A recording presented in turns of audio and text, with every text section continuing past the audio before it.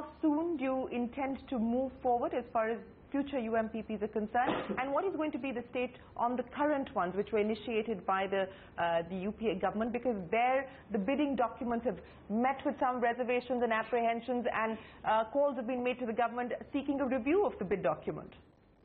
Two things to separate. The first set of UMPP bidding was done by the earlier government. A lot of it is in the courts, and we'll have to wait for the court verdict in that matter.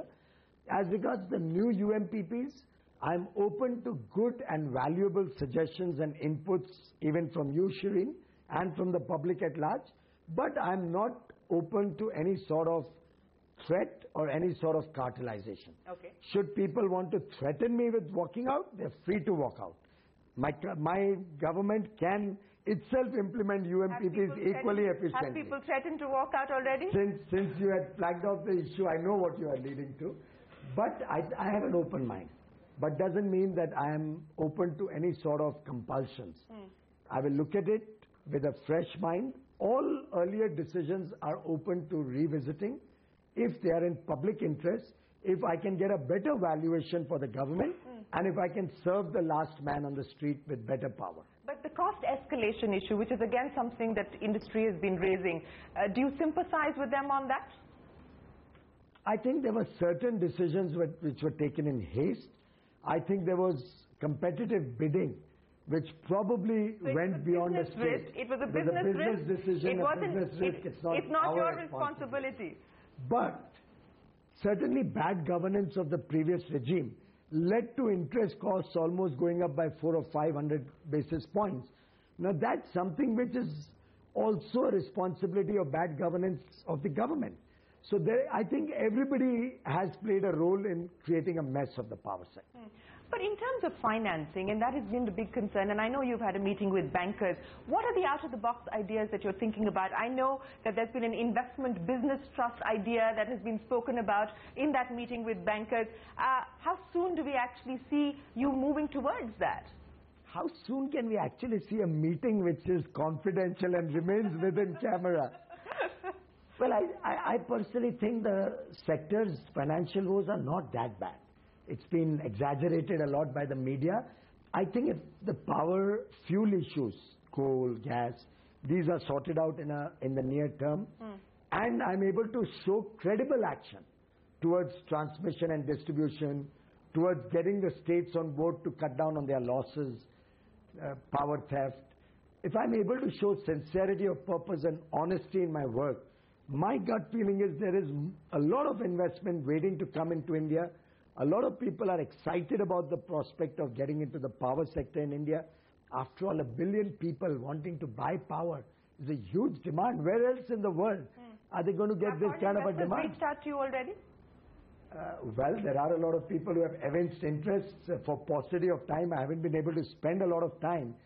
But for example, I had the World Bank delegation come in yesterday with a lot of good ideas. I have expanded the scope of their thinking in the light of Mr. Modi's vision of speed, skill and scale.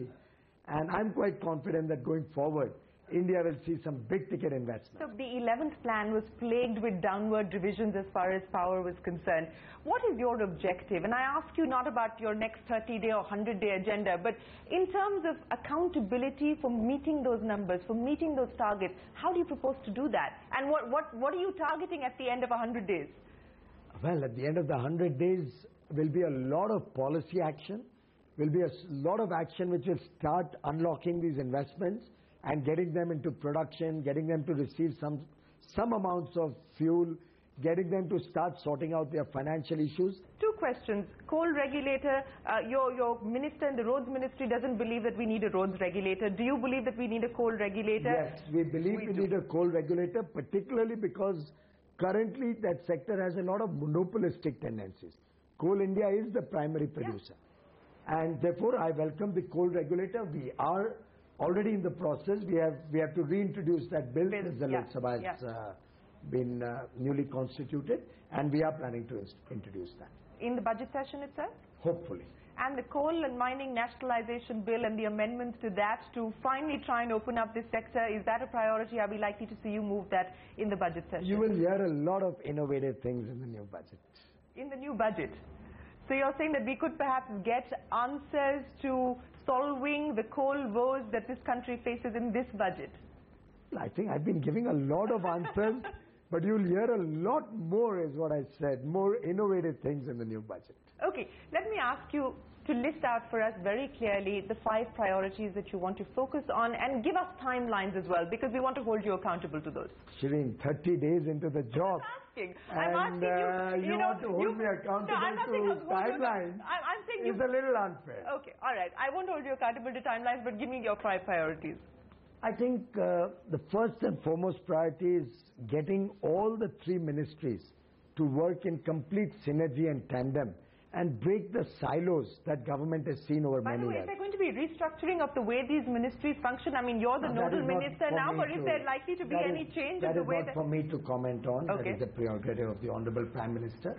But clearly, government, the 3 ministries, and going beyond, as I said, environment, steel, labor, all of mining, all of us are working in tandem to break the silos in which past governments have worked, will be a great achievement to debureaucratize and fulfill the mission of minimum government and maximum governance. Obviously, I have to focus on transmission and distribution, as I've said many times, particularly the feeder separation for agriculture.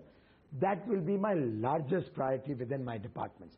I think coal generation has come to a stage where I can almost double the generated units within the existing capacity or forthcoming capacity if I was to set other things right. So I think my focus will be more transmission, distribution and feeder separation. Generation focus will be to get all these projects off the ground. Those which are already ready, give them fuel.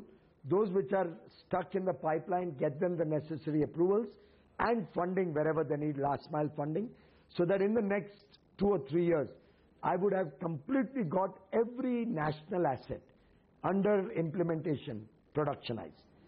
On the metering and power theft front, I will seek the people's support to help the state governments actually create 100% metering across India and stop power theft.